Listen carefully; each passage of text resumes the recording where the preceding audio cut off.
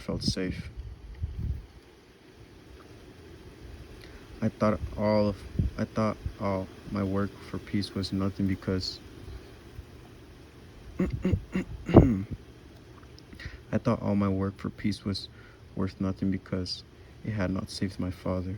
The horrific violence and the horrific violence that had engulfed our town had finally struck the heart of my family, and I had been unable to stop it. I blamed myself. I asked myself, what have I done that my father should have died in such a violent way? During the funeral, it poured with rain, just as it had in Mother's dream. More than 1,500 bouquets were sent to us. The route to the church and the church itself were packed.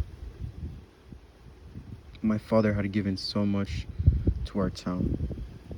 He was loved by so many people. The threats against my family continued even after my father's death. Every time my mother, Andres, or myself left the house, we were followed. It felt too dangerous for me even to walk around the corner. I always traveled by car. My friends stopped seeing me, partly this was because of their own fear, but it was also my choice. I did not want to endanger anyone. Lush had been killed because she was with my father. I didn't want any of my friends to die just because they were with me. I was frightened for myself and for my family. I was frightened for myself and my family.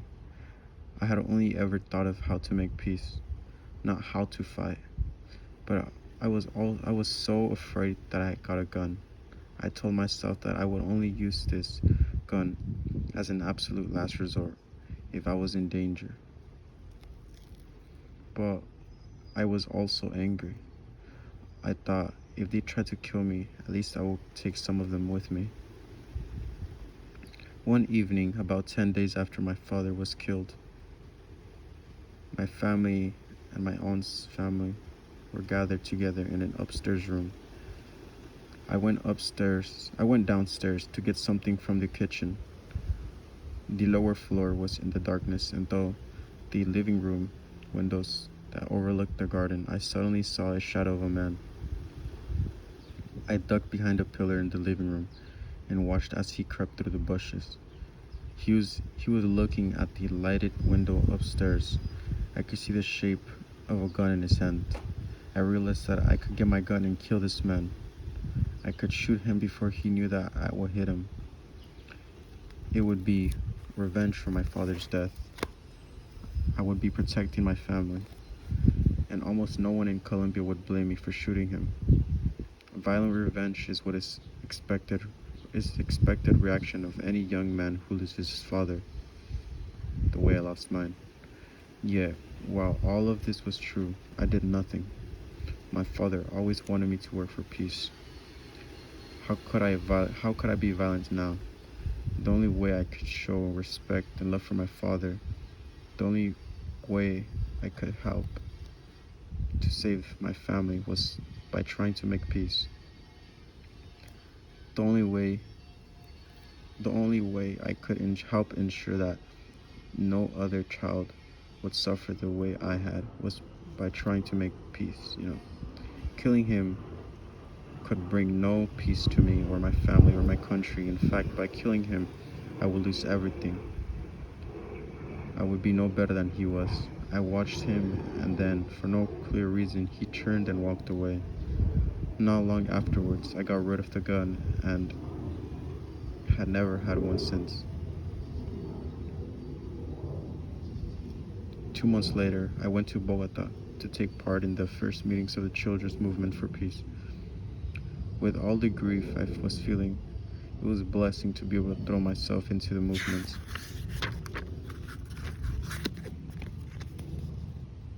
The line between now and tomorrow.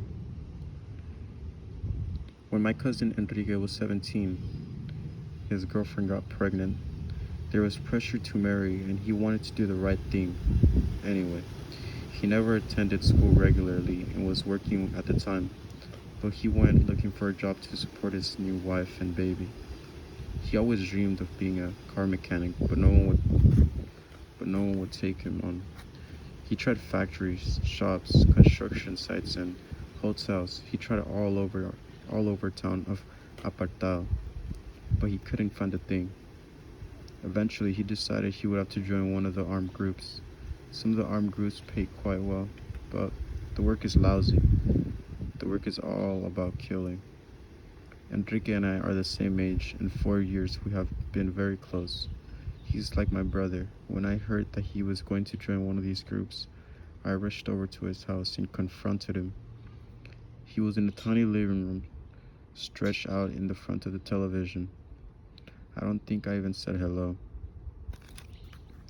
How could you do this? How? I don't believe it. Man, Farless, I don't have no choice. You always got a choice. There's always a choice, man. I can't see it. There's nothing there for me. I tried everything. How am I going to support my child? You think that is the way to support a family? What kind of father would that make you? You call that a job? He looked away. I don't have no choice, he said quietly. How can you even think of it? Did he think he would be able to kill? Would he be able to open fire on women and children and old people? Certainly the men in those armed groups had money and power. They wore good clothes and expensive sunglasses. A poor young boy might easily think of it as good opportunity, but only if he didn't think about the consequences. It doesn't come without a price, I told him. There's a price to pay even inside this family. He didn't look at me. He didn't speak.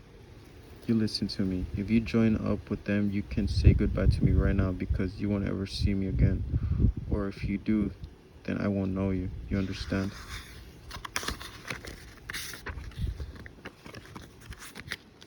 Not only that, you won't ever see anyone in my family again. None of us. We won't see you. We won't talk to you. We won't know you. I felt like crying. I loved Enrique, but he couldn't do this. He still didn't look at me. You join up and that's the last thing you'll see of us, I said once more and left. A few days later, I heard that he had changed his mind. Eventually, he found employment on one of the banana plantations. It was a low-paying and hard work, but it was peaceful. I started working for peace when I was 15 years old. By then, I knew that this war is our war. It is my war.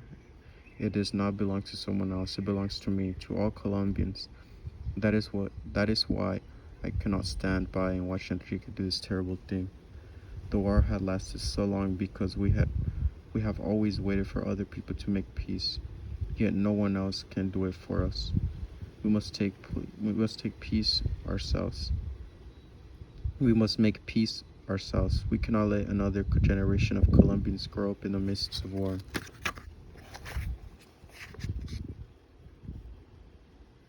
For 14 years, I lived on a banana plantation about 10 miles from Apartado, in the northwest region of Colombia, known as Uraba. My father worked on the plantation, harvesting and packing bananas. My mother ran a small business from our home, selling soft drinks and snacks to the workers.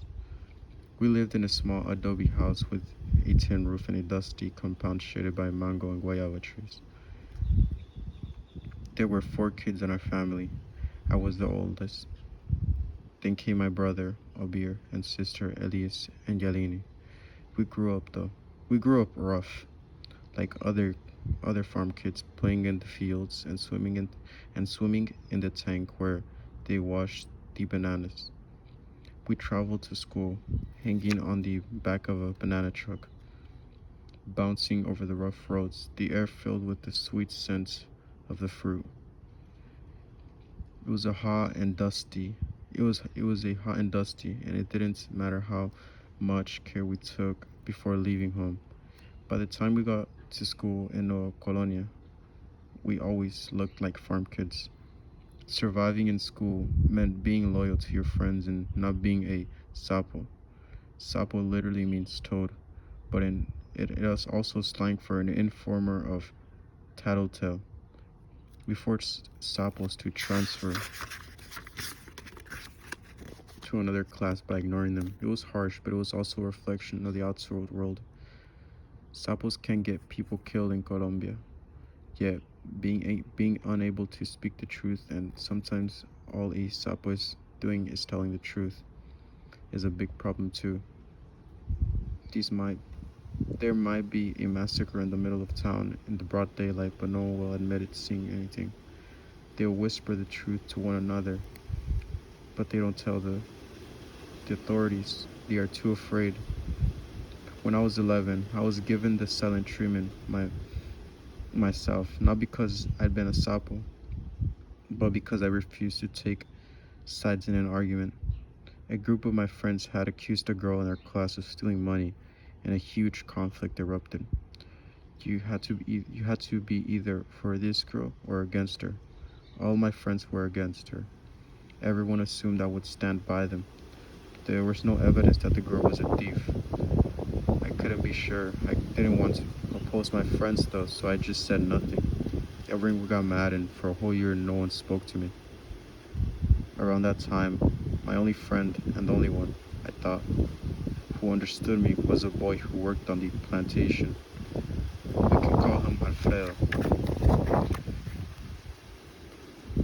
The other farm girls teased me about him. They said, "You better watch out for that Alfredo Farless. You watch out, girl, because that boy is a guerrilla, a member of left-winged army group." I knew some people around the plantation were involved in the war, but I never thought that about Alfredo. He was too sweet and gentle.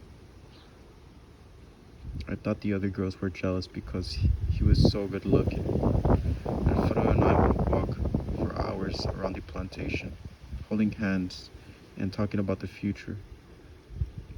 I lay in bed at night, imagining how Alfredo and I would marry and live together in Apartado with our many children.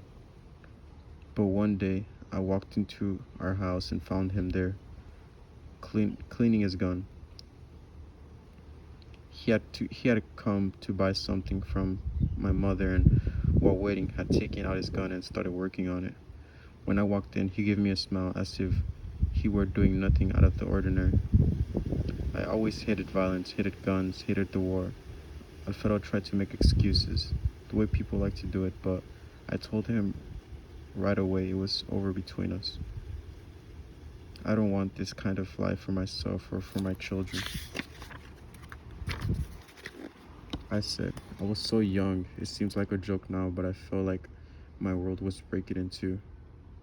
Soon afterwards, Alfredo left the farm, but I was heartbroken. I couldn't sleep, my schoolwork suffered, and my mother was furious over my failing grades. I didn't know how to explain.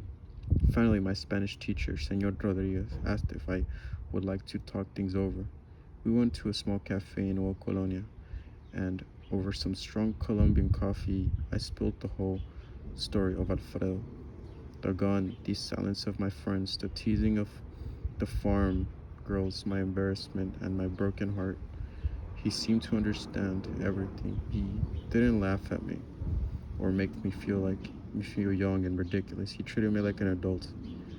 "You must understand," he told me, "that you hold your own future in your hands. Your future does not belong to anyone else, not to your parents, especially not to this boy. It is yours."